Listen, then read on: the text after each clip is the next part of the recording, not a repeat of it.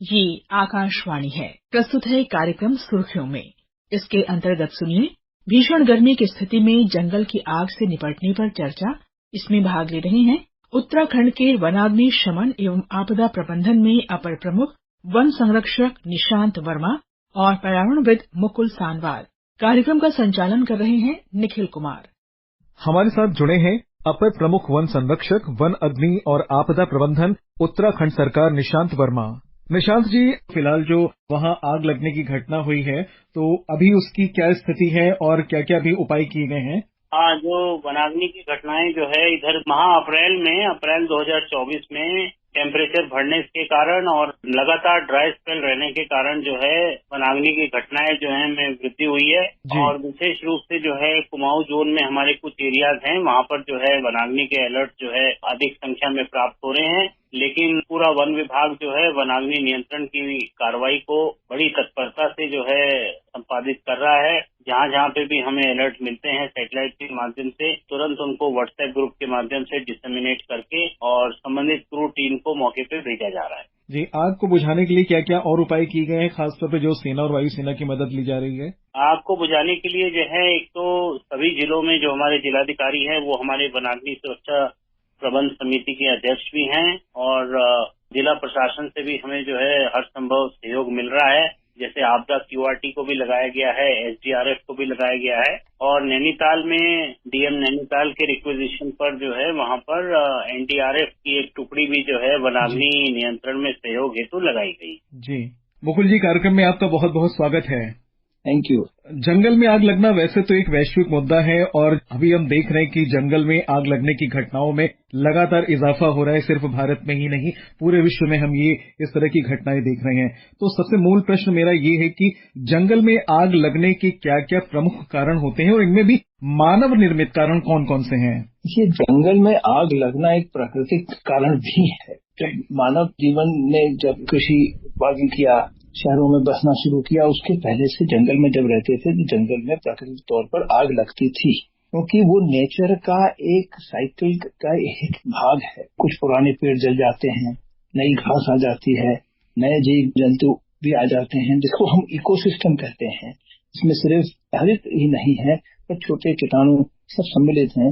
वो उनकी परवरिश के लिए ये एक आवश्यक माना गया है। अब फर्क ये आ रहा है कि अब वो कम होता चला जा रहा है क्योंकि हमने विकास कर लिया है। विकास का ये असर हुआ है कि अब महिलाएं पहाड़ों में जंगल में घास काटने या लकड़ी काटने कम जाती, पानी लेने कम जाती। हमने विकास कर दिया है, हमने उनको कुकिंग गैस दे दी है, हमने बिजली दे दी है, हमने नल से पानी पहुंचा दिया है। तो आवागमन जो होता था, लोग पैदल चलते थे क्योंकि पैदल की ही सड़कें थी एक गांव से दूसरे गांव में, वो बहुत कम हो गया। तो उसका एक असर तो फायदा तो ये है कि पहले चलते चलते कोई बीड़ी गिरा देता था, पाइन के जंगल में आग जल्दी लग जाती है। अब गाड़ी से लोग आते हैं, पर्यटक आता है, सिगरेट पी मोटरसाइकिल में नीचे गिरा दी, आग लग सकती है। तो अब थोड़ा कुछ बदलाव आ रहा है और कुछ परिवर्तन आ रहा है। पर मुख्य बात यह है कि ये जो फिनोमेना हम देख रहे हैं, जो हम ये देख रहे हैं कि 100 हेक्टेयर जल चुका है उत्तराखंड में, और आपने कहा कि कनाडा, कैलिफोर्निया, यूरोप में कई जगहों पे बड़ी मात्रा में जंगल में आग लगी है। इसका कारण ये है कि ये ज्यादातर आग पाइन के जंगल में होती है, क्योंकि पाइन के पेड़ में टर्पेंटाइन लीसा निकलता है, तो वो बहुत जल्दी जलता है। उसकी पत्तियां भी घर के नीचे गिरती हैं, उनमें भी लीसा होता है, तो वो जल्दी से आग पकड़ती है। तो अधिकांश हम देखेंगे ये जंगल विश्व भर में ये पाइन फॉरेस्ट में ही होती है। अब इसमें यह है कि पहले भी होती थी। अब पहले ये था कि हमको पता नहीं चलता था। उत्तराखंड फॉरेस्ट डिपार्टमेंट ने कहा है कि 7,000 ऐसे उनके पास सूचनाएं आई हैं अप्रैल के महीने। पिछले साल 1,000 सूचनाएं ऐसी आई थी कि कहीं ना कहीं कुछ छोटी मोटी आग लगी है। और इस महीने फॉरेस्ट वन विभाग के रेंजर, फॉरेस्ट गार्ड का एक ही काम होता है कि भाई वॉच टावर में जाके या ऐसी स्थान पे जाके जहां दूर तक देख सकते हो, देखो कि कहीं धुआं तो नहीं आ रहा है, कहीं आग तो नहीं लगी है, तो इतना करो, लोगों को बताओ। तो ये अभी कोई ऐसी समस्या की बात नहीं है, क्योंकि ये प्राकृतिक रूप में होता रहता है। हाँ, इस वर्ष थोड़ा ज्यादा हुआ है क्योंकि टेम्परेचर ज्यादा थे और जिन स्थानों में लगा है वहां पे आवागमन भी कम था, गांव कम है, तो उनको बुझाने में समय लग जाता है। तीसरी बात यह है कि नैनीताल के पास जो आग आई, ये बहुत दिन बाद, बहुत मेरे ख्याल से कभी नहीं आई थी नैनीताल के पास, तो इससे कि हमारे अखबारों से, हमारे दूरदर्शन, आपके माध्यम से भी ये लोगों को पता चला है कि भाई ये कोई एक भयंकर चीज होती है जी। और उसके लिए निवारण के लिए शासन ने बड़ी तत्परता से काम किया है। फोर्स को बुलाया है कि बैम्बी बकेट के माध्यम से उसको हम डील करें, और कर लिया है जी। बैम्बी बकेट ऐसी आविष्कार हुआ है कि आप प्लास्टिक की थैली को आप पानी में डुबोते हैं किसी लेक में या नदी, और जब आप उसको ऊपर उठाता है हेलीकॉप्टर, तो नीचे वेल्व बंद हो जाता है जी। उस वेल्व को पायलट खोल सकता है। इसका मुख्य फायदा यह है कि एक पिन पॉइंट एक्यूरेसी से एक ही स्थान पर सारा पानी हेलीकॉप्टर के माध्यम से गिराया जा सकता है, और यही हुआ है। मुकुल जी, इसमें आपने अभी एक चीज बोली थी कि पाइन के जो पेड़ हैं उनकी वजह से भी आग ज्यादा लगती है, वो एक आपने बात बताई। तापमान में बढ़ोतरी होना या फिर हम जो ग्लोबल वार्मिंग देख रहे हैं, किस हद तक इन घटनाओं के लिए जिम्मेदार है, और जलवायु की जो परिस्थितियां हैं उन पर इनका कितना असर पड़ता है? देखिए, इस वर्ष टेम्परेचर ज्यादा ऊंचा बढ़ा है, इसमें कोई दो राय नहीं। और में ही नहीं, प्लेन्स में भी हुआ है, बेंगलोर में भी तकलीफ है, दिल्ली में भी तकलीफ है 40 डिग्री। और इसके साथ साथ एक और बहुत बड़ी चीज होती है फॉरेस्ट फायर्स को नियंत्रण में करने के लिए, वो होती है कि वर्षा। अधिकांशतः पहाड़ी क्षेत्र में कुछ गर्मी होती है या कुछ दिनों में थोड़ी बहुत बारिश होती रहती है जी। इस समय IMD ने, मेट्रोलॉजिकल डिपार्टमेंट ने ये ऐलान किया है कि आगे कोई बारिश की कोई संभावना कुछ समय तक नहीं है। और मेरे ख्याल से उस ऐलान का ज्यादा असर हुआ है क्षेत्रीय स्तर पर, क्योंकि भावना रहती है कि भाई टेम्परेचर बढ़ेगा तो कोई थोड़ी बहुत छुटपुट बारिश आ जाएगी, तो जिससे ये कंट्रोल में आ जाएगा। जी। अब जो बारिश आनी नहीं है, मॉडर्न साइंस में या कहिए कि हम लोग इस बात का निश्चित रूप से कह सकते हैं, तो अब इनको कुछ सोचना पड़ेगा। तो एक नैनीताल का तो काबू में कर लिया, बाकी जगह भी इस बात पर हम ध्यान में रखना है। पानी हम वहां पहुंचा नहीं सकते, हम सिर्फ उसको नियंत्रण में रख सकते हैं ताकि वो स्वतः ही बुझ जाए, हम उसको रोक नहीं सकते हैं। ये नेचुरल फिनोमेना ऐसा है क्योंकि स्लोप है, लीसा का उसमें पेड़ में तेल है, बहुत तेजी से जलता है, तो हम उसको रोक नहीं पाएंगे, पर स्प्रेड करने से हम रोक सकते हैं, उसको बुझा नहीं सकते हैं। मुकुल जी, प्रदूषण इन घटनाओं के लिए कितना जिम्मेदार होता है? उसका अभी असर नहीं है, क्योंकि क्लाइमेट चेंज का तो मतलब ये है कि हर वर्ष फिर इसी धारा में चलता जाएगा। दुबई में बारिश हुई, बाढ़ आई, अगले साल नहीं आएगी जी। अगर अगले साल भी आएगी तब हम कहेंगे कि हाँ देखिए, एक धारा सामने नजर आ रही है कि अब ये परिवर्तन हो गया है। ओके। अभी हम उसको वेरिएबिलिटी कहेंगे कि जो हम समझ रहे थे कि जिस तरह से जो आबहवा रहती है उसमें परिवर्तन आ रहा है। जहाँ ज्यादा गर्मी नहीं पड़ती थी, गर्मी पड़ रही है, जब बारिश नहीं होती थी वहाँ बारिश हो रही है। पर अभी हम कोई ऐसा नहीं कह सकते हैं कि चेंज आ गया है, कि अब ये इसी रास्ते चलेगा आगे तक, ये अभी हम नहीं कह सकते हैं।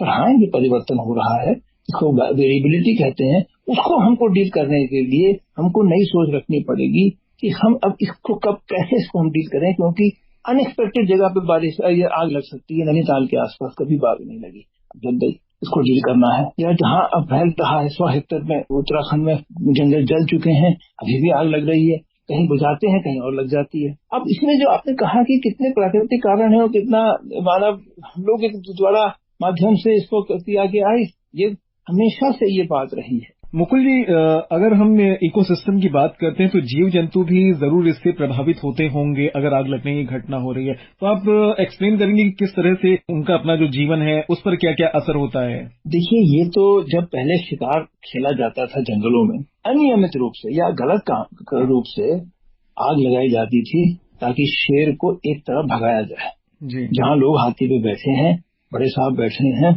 और ये ब्रिटिश काल में तो काफी होता था, और उनके सामने शेर आएगा तो वो किल करेंगे। ये तो रहा है कि जब हम आग लगाते हैं तो वन्य जंतु पर बुरा असर पड़ता है, ये तो हमको मालूम है। तो एक तरफ तो ये होता है कि वो फिर कहीं नई जगह जाते हैं, कहीं भाग के जाते हैं, पर इसके साथ साथ ये भी होता है, इतना बड़ा क्षेत्र है जंगल का कि एक जगह अगर आग लगी, देखिए 4 लाख हेक्टेयर का जंगल है उत्तराखंड में, 100 हेक्टेयर में आग लगी है, तो जानवर कहीं एक जगह से दूसरी जगह चला जाता है। पर उसके साथ साथ जो प्राकृतिक रूप से आग लगती है, उससे जो माइक्रो ऑर्गेनिज्म है उसमें उसको बदलाव आता है, उसको असर होता है। नई घास की तिनके आते हैं, लोग लगाते भी आग इसलिए हैं कि भाई हमारे भेड़ बकरी के लिए हरी घास आएगी पहले, अब तो चेंज हो गया है। क्योंकि अब क्या है कि जो पुराना दैनिक जीवन था पहाड़ों में, वो उसमें बड़ा भारी परिवर्तन आ गया है कि लोग अब बाहर नौकरी देखने जा रहे हैं, उनके सुख सुविधाएं बढ़ गई हैं, विकास आ गया है। तो उसका असर हो रहा है वन विभाग के ऊपर, क्योंकि पहले वन विभाग जब लोगों को बुलाता था कि आओ आग लगी है, तो सबको आना पड़ता था जी, क्योंकि वो जंगल में चराने जाते थे, जंगल से लकड़ी लेते थे, तो उसका एक कॉन्ट्रैक्ट था कि वन विभाग बुलाएगा तो आना पड़ेगा। अब वहाँ है ही नहीं कोई बुलाने के लिए, ना उनको आवश्यकता है जंगल जाने की। तो इसमें हमको एक परिवर्तन करना पड़ेगा कि वन विभाग अब इस तरह से दूरस्थ इलाकों में आग बुझाए, क्योंकि जब ये नहीं है कि लोग नहीं आएंगे, पर लोग हैं ही नहीं वहाँ पे, तो आएंगे कैसे? तो सोचना पड़ेगा। मुकुल जी, आप जन सहभागिता की बात कर रहे हैं, तो मैं आपसे ये पूछना चाहूंगा कि जो किसान जंगलों के आसपास खेती करते हैं और वो अपने खेत के कचरे को जलाते भी हैं, तो उन्हें किस तरह से प्रोत्साहित किया जा सकता है कि वो इन सारी चीजों में अपनी सहभागिता करें? ये तो पुश्तैनी रूप पहले करते आ रहे थे जी। जब गांव देहात का कोई लिंक नहीं था, टेलीफोन नहीं था, बिजली नहीं थी, सड़क नहीं थी, कोई बाहरी क्षेत्र से कांटेक्ट नहीं था, तो एक ट्रेडिशनल पैटर्न था कि कुछ खेत खाली छोड़ दिए, कुछ खेत में थोड़ी आग जला दी, कुछ खेत में कुछ क्रॉप रोटेशन कर लिया, तो इस तरह से वो अपना दैनिक जीवन काटते थे। जी। पर अब ये बहुत कम हो गया है। जहाँ तक मेरी जानकारी है, ये जितने भी 7,000 केसेस हैं, इसमें ये कहा जा रहा है कि कुछ लोगों ने लगाई आग बीड़ी सिगरेट करके ऐसे, पर किसने खेत के चारों तरफ एक आध ही, मेरे ख्याल से इन 6-7 हजार लोगों में से एक आध ही ऐसे लोग हैं जिन्होंने ऐसा किया है। ओके। तो मेरे ख्याल से वो उतनी बड़ी समस्या नहीं है, पहले होती थी, अब नहीं है, क्योंकि दूरस्थ इलाकों से लोग पलायन हो गया है, वो परेशानी अलग है उत्तराखंड में, तो अब पूरा दैनिक जीवन बदल गया है। तो वो जो पहले पुरानी प्रक्रियाएं थी वो अब खत्म होती जा रही हैं। अब तो ये है कि बीड़ी सिगरेट चलते हुए फेंक, या किसी तौर से जितनी गर्मी में दो लकड़ी के टुकड़ों में आपस में फ्रिक्शन हुआ तो उससे आग लग जाती है। तो अब वो प्रॉब्लम सामने आ रहा है कि आग लगेगी, उसको हम नियंत्रण कितनी जल्दी कर सकते हैं ताकि उसका भयंकर रूप न होने पाए, इस पर ध्यान देना होगा। मुकुल जी, एक टर्म होता है फायर ब्रेक, वो क्या होता है, इसके बारे में हमारे श्रोताओं को बताएं, और ये जंगल की आग रोकने में किस प्रकार से सहायक होता है?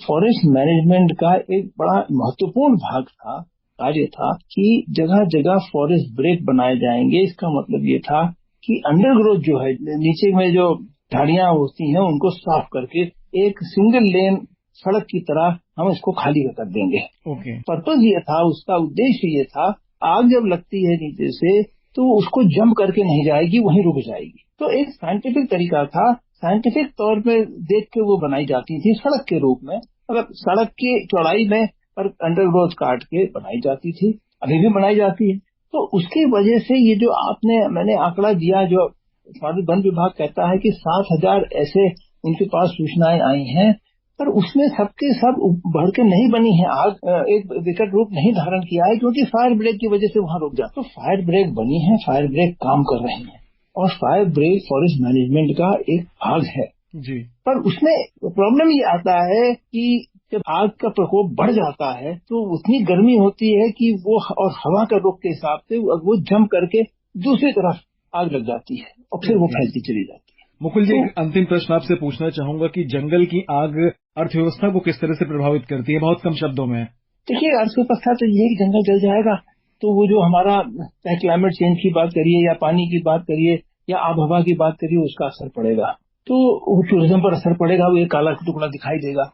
तो इसका असर तो हमारे नेचर से हमारा इतना घनिष्ठ संबंध है कि कोई भी ऐसी चीज होती है उसका असर तो हमारे ऊपर पड़ना ही है।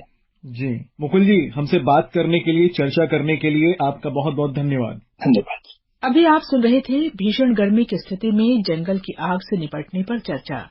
इसमें भाग ले रहे थे उत्तराखंड के वनाग्नि शमन एवं आपदा प्रबंधन में अपर प्रमुख वन संरक्षक निशांत वर्मा और पर्यावरणविद मुकुल सांडवाल। कार्यक्रम का संचालन कर रहे थे निखिल कुमार। ये कार्यक्रम आकाशवाणी के समाचार सेवा प्रभाग द्वारा प्रस्तुत किया गया। इसे आप हमारे mobile app news on AIR और YouTube channel news on AIR official पर भी सुन सकते हैं। इस कार्यक्रम के संबंध में आप अपनी प्रतिक्रिया हमें ईमेल या व्हाट्सएप के माध्यम से भेज सकते हैं। ईमेल पता है AIRNSGtalks@gmail.com और व्हाट्सएप नंबर है 9289094004।